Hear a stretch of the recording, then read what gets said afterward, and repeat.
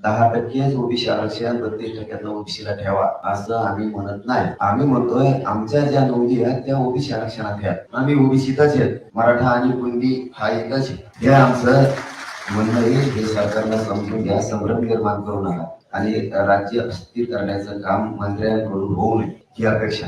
तुमचा दुसरा प्रश्न होता की पोरांच्या बाबतीतचा. पोरांना माझी सगळ्या विनंती आहे, तुमच्या गाड्या पोलिसांनी दिलेल्या पार्किंग मध्ये लावा. पोलिसांना कोण बोंबलतोय कशाला?